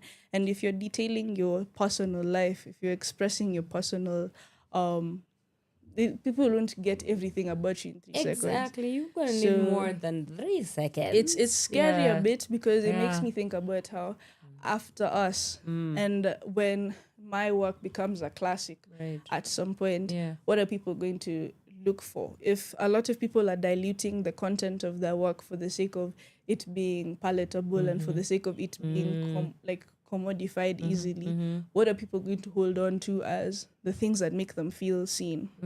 Which is why I try to keep the clarity and depth of my work the way it is. Yeah, you bring up very important points really there, because truly, what are we going to end up with? Because now we even have the chat GPTs. There's a fully blown poet who goes on chat GPT and writes, what am I thinking? And chat GPT is such a frustrating thing. I dislike it heavily as an artist, because it's taking my job. And also because the fact that if I'm a designer and I take reference from, let's say I'm doing a song and I do a sample from a different artist, because you can track me down and get me to write down this was my inspiration. I can give credits to where my work is from. It's not just taking things and putting it down. Now with ChatGPT, first there's the fact that a lot of the content that they use as reference is not stuff that someone has posted out with that in mind. They might have just, like, you've just posted it on your Instagram or something like that, and they've taken that to write like you and to use your work without crediting the fact that you are the blueprint, you are the inspiration. And the thing with ChatGPT that frustrates me is that it makes art accessible. It makes art accessible for the wealthy without making wealth accessible for the artist. Because with ChatGPT, if I was to write a piece and post it, and someone else wanted to have that sort of same style that I wrote in and post something about it for their business or something, they can. Like with how Studio Ghibli, the artist, there's this trend for animated AI photos of yourself. Oh, yes. Yes, so the style of that they used was from an artist whose studio is called Studio Ghibli. Okay. It's a Japanese-based studio. And the artist himself said, I hate AI. Don't use my work for this. And someone still did it. And they're cashing in. And they're cashing in a lot. There's a lot of money and there. They just did it. And so it loses that sort of control. And then also it makes you question, what is art for? What is the purpose is art for? Of art? If it's not to connect with other people, what is it for? What is it for? I feel like it's a part of humanity that's necessary. It's what keeps us from just being animals and being people. It's what lets us sit down and connect with others. That's what I think it's for. Which is why when you look at like old 2000 movies and stuff, when they're talking about how the future is going to be, when they reference what they think robots are going to be doing, they think they're going to, let's say, be in the house, like the washing the dishes for you and driving the cars for you and so on and so forth. The sort of task that we feel like we need to do, but we don't really want to. So we have other people doing it for us. Art is a passion. Art is those things that we really like. A lot of people, if you were to take away any need, let's say all their needs were covered, food, shelter, everything, they'll go to something inventive, something imaginative. They'll go do something of that sort. So when you outsource that, when you have the art being done by someone else, you lose that personhood. When you have the creativity being done by someone else, the thinking new thoughts being done on ChatGPT. Like there's an experiment where a professor asked his students to tell ChatGPT to write for them a paper, then to fact check it. And all of them decided they hate ChatGPT after that. Because when I'm posting something on Google as, let's say, a research paper, you can look for me. You can ask me where I got that from and I'll tell you. You can ask me why I think that and I'll tell you. But with ChatGPT, you can't do that. Because ChatGPT works as a sort of digital lapdog, they can tell you whatever you want. But and however what value? Exactly. Which is why when people start outsourcing things like therapy to ChatGPT. Oh my God. It has very dangerous consequences because ChatGPT will tell you whatever you want. Exactly. There's a situation where a really unfortunate one. Yeah. This young man took his life and they had to sue ChatGPT and sue AI bots because the AI bot was just telling them, you can use this if you want. This day is good because your parents are not in the house. This one is silent because of this. Yeah. ChatGPT is something that frustrates me so much because it's invention used solely for capitalist commodification, and it's just destroying so many other beautiful things. Yes. And ensuring that because ChatGPT can't invent on its own. Mm-mm. It's not artificial intelligence per se. No. Because intelligence has invention. If you go on ChatGPT right now and tell it to generate an image of a full glass of wine, full to the brim, it can't do that. I tried five times. Yeah. It'll show you a half glass, and then at the top it's like there's a space, and at the top it's just bubbling over, or it'll show you just a half glass, because every photo online, when they're showing you a photo of a glass of wine, they don't fill it all the way to the top. It's just here. So if ChatGPT needs the artist to do what it's doing, and the whole premise of ChatGPT is to rip off the artist so that I can get what I want nonetheless. Completely alienate artists, really. Yes, and people talk about how it makes art accessible. Art is already accessible. Yeah. There's a piece that sold for $300,000 of a banana stuck to a wall. Guys, we need a moment of silence for that one. And the guy who bought it ate it. He ate the banana. The thing is, art is accessible. It was really expensive banana. Yes. That was a really expensive banana. Art is could have incredibly... got him a banana farm. I know, an entire one. Farm, yeah. Art is extremely accessible as it is. Yeah. But the whole point is, with the fast-paced idea of capitalism and the thing that we have to make money. Yeah. Money for what? Well, I don't know about you, girl, but I want yachts. I want the money is useful. Yeah. But what the money chase looks like is, it's like I've sat somewhere and I'm digging a hole in front of me. It's like, if someone was to just nudge me a bit, I'm there also.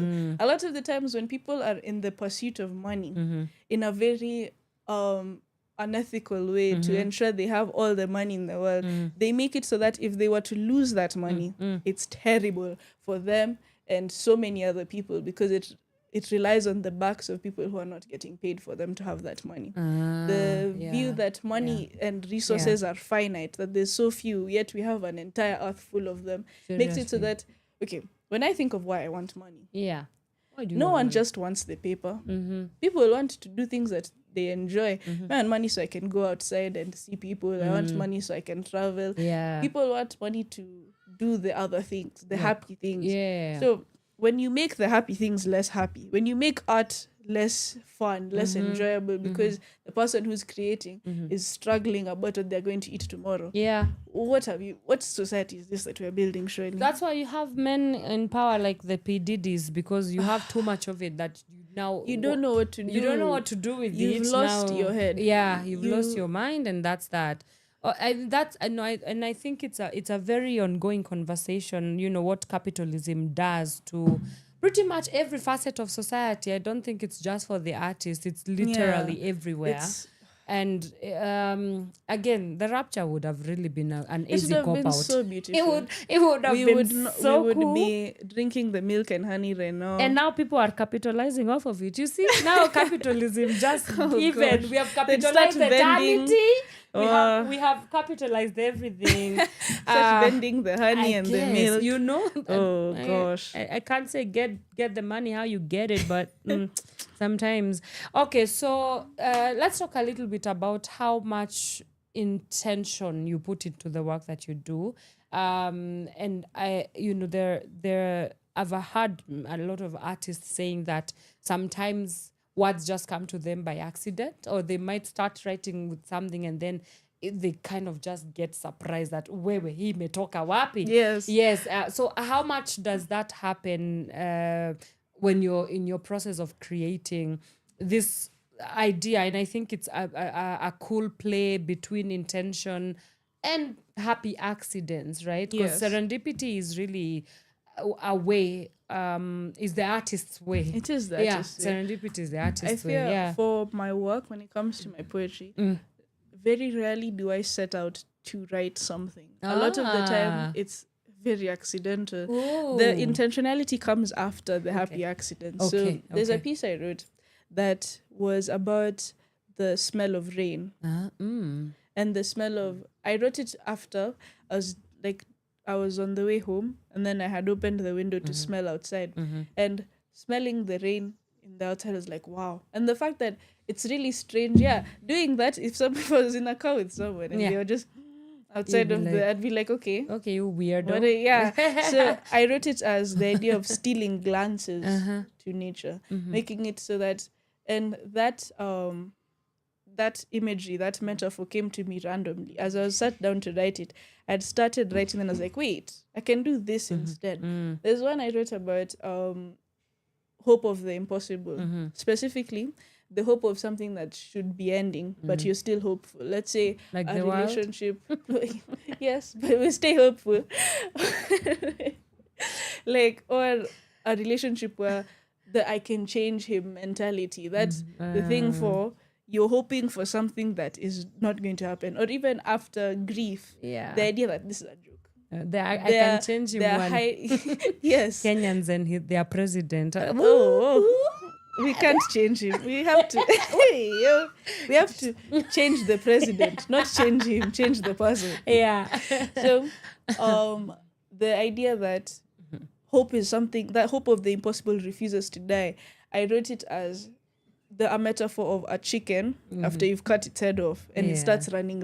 Like it's refusing to die. It's supposed to. Yeah, but it's running. It's angry. Headless life. Yes, because first it's thoughtless to some degree to hope for something that should not be there, but nonetheless the hope is going to continue and the fire of whatever is going to keep going. So I sat down as I was writing that, and then the idea came to my head and I was like, I like this. So a lot of it is the intention is when it comes to editing it now to ensure at least the words are coherent. You understand, like the image that I'm trying to put out has been well understood. Then the intentionality also comes when it comes to my graphic design, because those ones are more. It's more intentional. There's a purpose. I'm designing for the book cover. I'm designing for a magazine article, that type of thing. Okay. Last but not least, because we are pressed for time, we only have like 2 minutes. What really truly are your hopes for everybody who interacts with your work? What do you want them to get from reading you? From reading or hearing you performing live?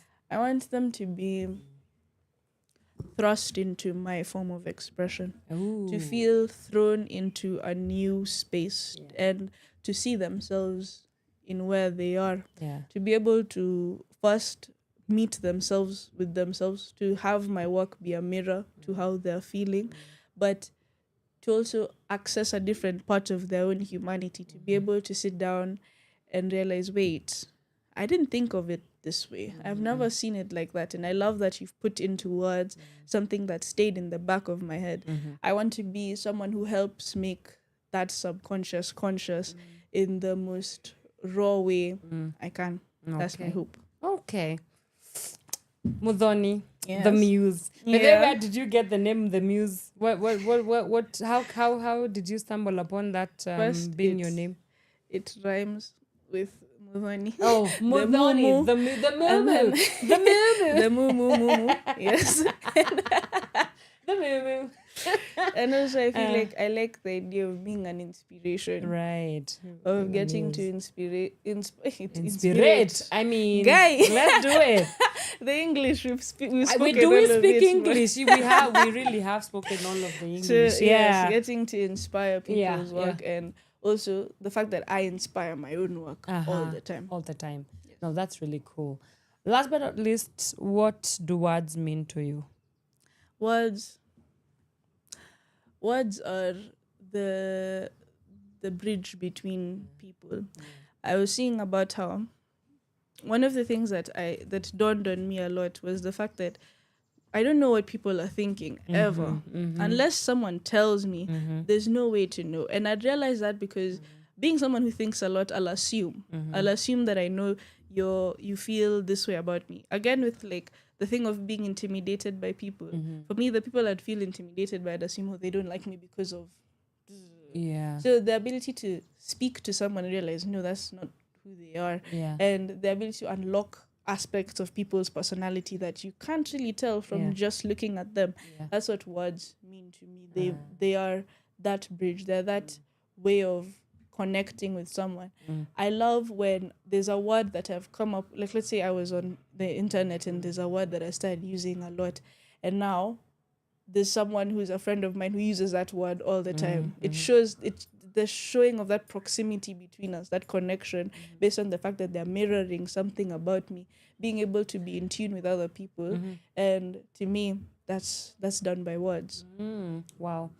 Muthoni, this has been absolutely incredible. Thank you so much for coming I through. have loved being here. Well, I've loved being on Pawa. Yes, you'll come again, Cindy. Of course. Yeah? Of course. I'm a regular. No, I'll she's be a here regular. again. She's a regular. Asante sana. Once again, please, guys, go grab your copy of Confessions of a Teenage Girl by Esther Muthoni, going at $12.50. Yes. Kenya shillings. Wale wama dollars ni $12. I don't know. Is it? Thereabout. 12, 11. Thereabout. The conversion rate keeps... It keeps going up and down. But yeah, with $12, you will be good. So, Nuria. Yes. Only at Nuria. It's at Nuria Bookstore, as well as it's in town. It's the yes. Where exactly? But there's an online store. Oh. That, yes.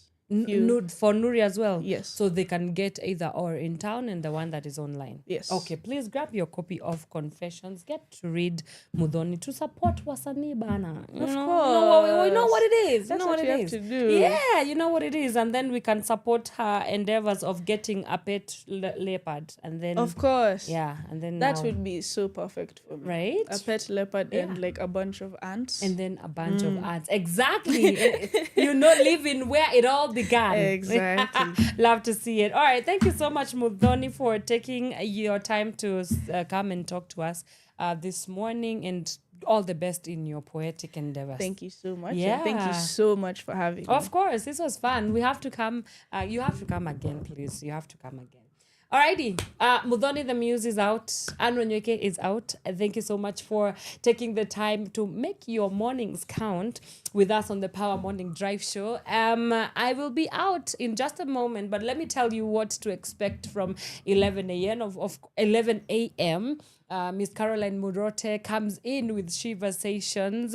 Please join her for all things women. And then later on, our in-house reggae nerd comes in with Ital Groove from 4 p.m. all the way till 6 p.m. Please join her then for all the reggae vibes, nice and easy. What a way to introduce yourself to a weekend full of fun and rest and all the things in between.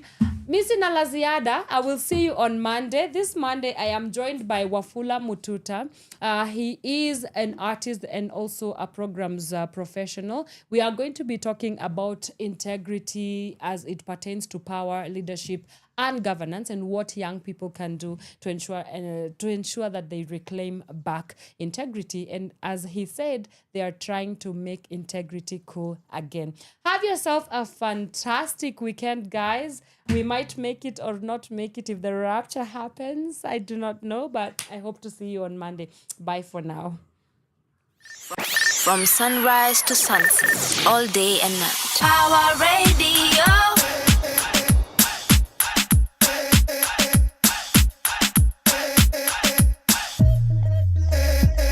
Natafuta msichana atani exciter. Kama huyo msichana waramini taita. I was looking at you cause you are looking at me. Ooh, can't you see that this is chemistry? Macho yako yanameta kama star. Na umbo lako lanifanya ulala. And if you like me and what you see, I can organize some privacy.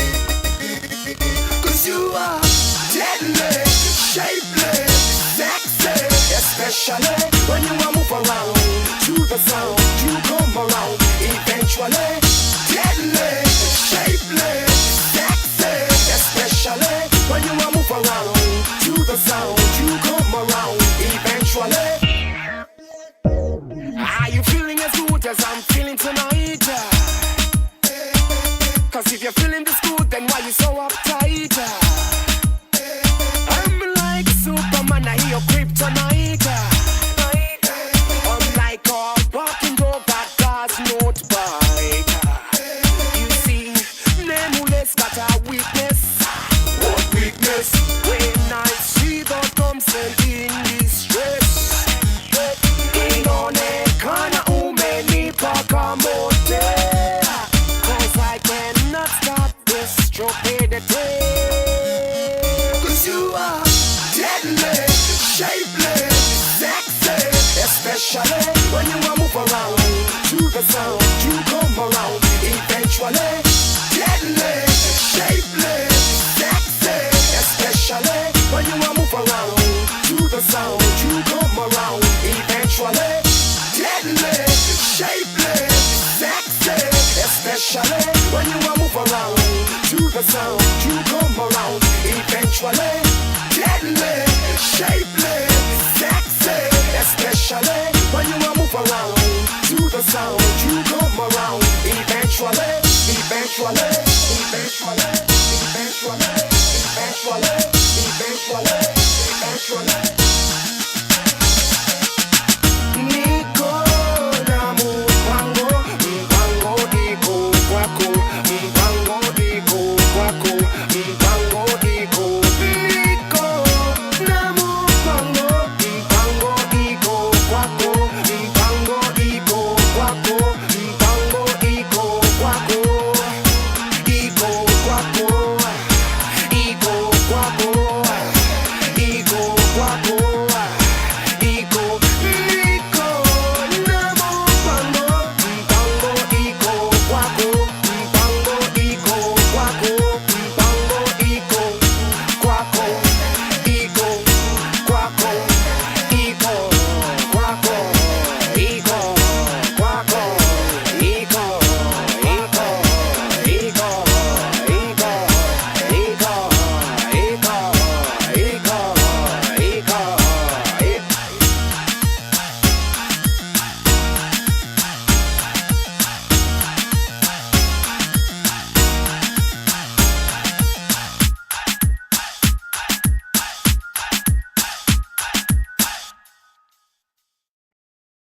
From sunrise to sunset.